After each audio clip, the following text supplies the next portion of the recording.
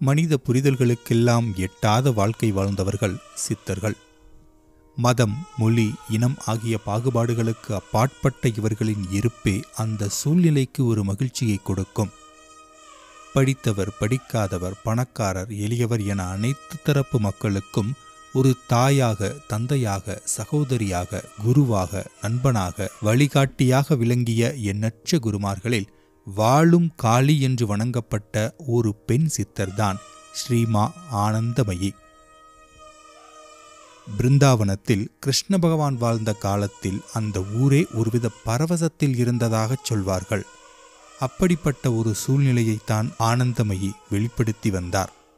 மனிதர்களுடன் மட்டுமல்லாமல் செடிகொடிகள், பறவைகள், விலங்குகள் என அனைத்து உயிரினங்களுக்கும் அவரின் மேல் ஒரு ஈர்ப்பு இருந்தது. அவர் சென்ற இடங்களிலெல்லாம் மக்கள் இவரை தங்களில் ஒருவராகவே பார்த்தார்கள். யாரும் அவருக்கு அந்நியராகவே இருந்ததில்லை. அதனால் இவர் பயணப்பட்ட இடங்கள் எல்லாமே அவரின் வாழ்விடம் போலவே விளங்கியது. இந்திய எல்லையை தாண்டி வசித்த மக்களின் இதயங்களில் கூட ஆனந்தமயிமா குடிகொண்டிருந்தார். அவர் வங்காளத்தை விட்டு வெளியேறி மற்ற மாகாணங்களுக்குச் சென்றபோதெல்லாம் அவரது இருப்பு அந்தந்த ஊர்களின் தெய்வத்தன்மையை வெளிப்படுத்தியது. புனித நர்மதை கரையில் அவர் தேவி நர்மதா என்று அழைக்கப்பட்டார். மதுரையில் மீனாட்சி தேவியாக உணரப்பட்டார். பஞ்சாபில் புனித கிரந்த நூலுக்கு உண்டான மரியாதை அவருக்கு கொடுக்கப்பட்டது. இஸ்லாமிய பக்தர் தன் தியானத்தில் அன்னையின் தலையில் பிறை இருப்பதாய் கண்டிருக்கிறார். இனி கடவுளுக்கு ஒரு முகம் உள்ளது என்று நாம் கூறிக்கொள்ளலாம் என்று அன்னையை காண்பித்தார் ஒரு கிறிஸ்தவர். அல்மோரா மலைவாழ் மக்கள், நீங்கள் எங்களோடு இருப்பதால் இனி நாங்கள் கோவிலுக்கு போக வேண்டிய அவசியம் இருக்காது என்று போற்றினர். ஸ்ரீமா ஆனந்தமயி அவதரித்த ஊரான தாக்காவில் அவரை மனுஷ காளி, அதாவது உயிருடன் வாழும் காளி என்றே அழைத்தனர்.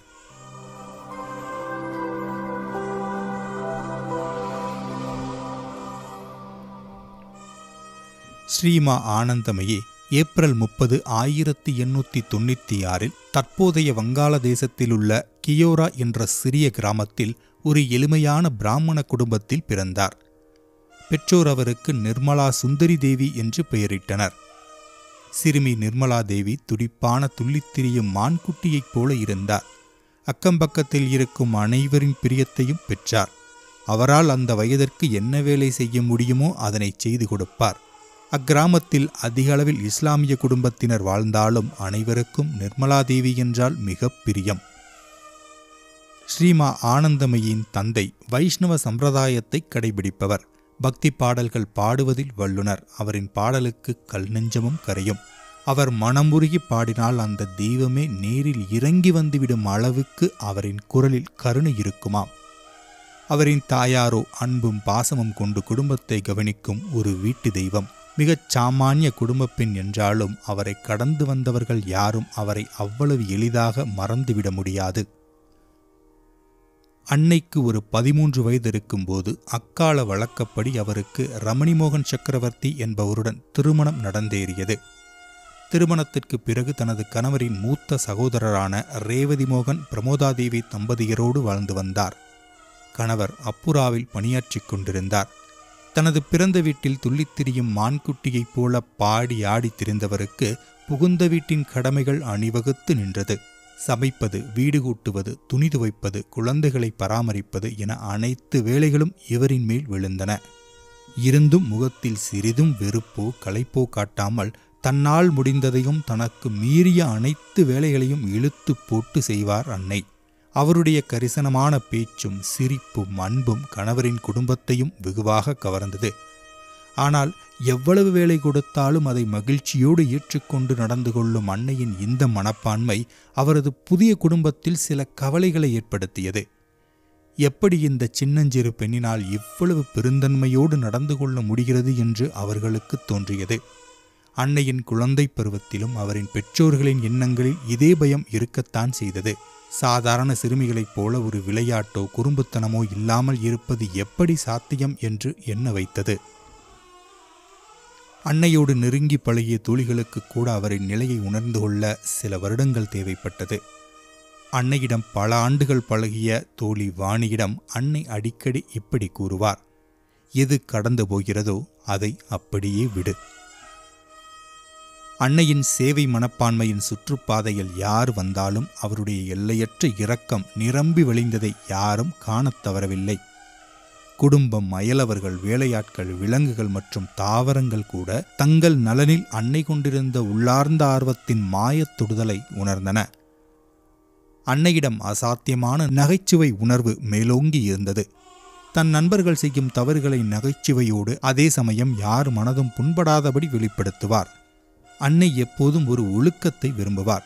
தன்னை சுற்றியிருப்பவர்கள் அதனை தவறவிடும்போது அவர் வெளிப்படுத்தும் ஒரு மென்மையான புன்னகையை வைத்தோ உடல் அசைவை வைத்தோ மற்றவர்களுக்கு புரிய வைப்பார். இது யாருக்கும் ஆதிக்கம் செலுத்துவதாகவே தோன்றாது.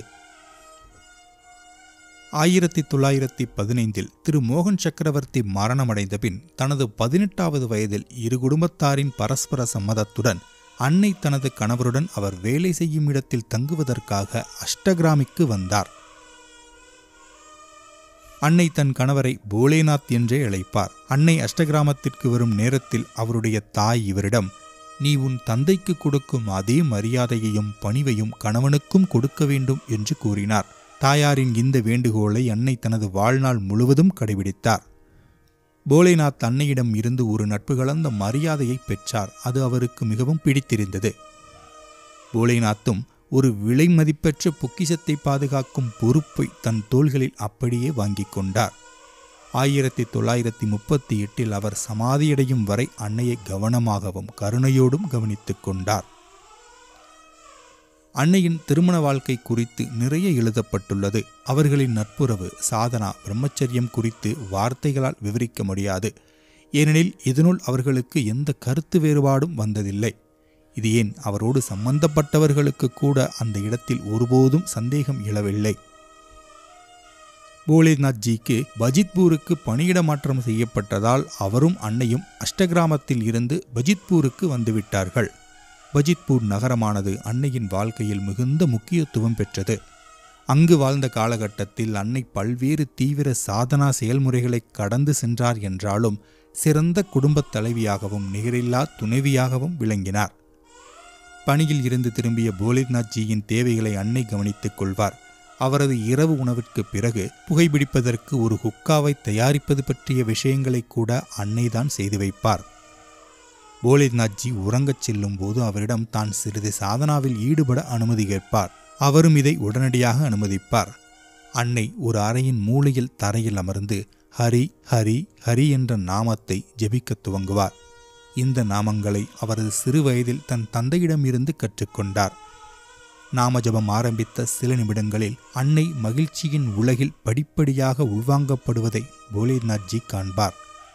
நாளாக நாளாக அன்னை ஒரு குறிப்பிட்ட யோகாசனத்தில் அமர்ந்து இந்த ஜபத்தை செய்வதை போலேநாத் கண்டார். அது அநேகமாக சித்தாசனமாக இருக்கும்.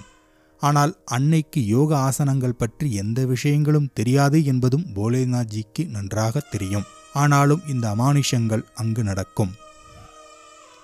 இப்படி இருக்கையில் ஒரு நாள் போலேநாத்ஜி அன்னையிடம், நீ ஏன் ஹரி என்கிறாய்? நாங்கள் வைஷ்ணவர்கள் அல்லவே என்றார்.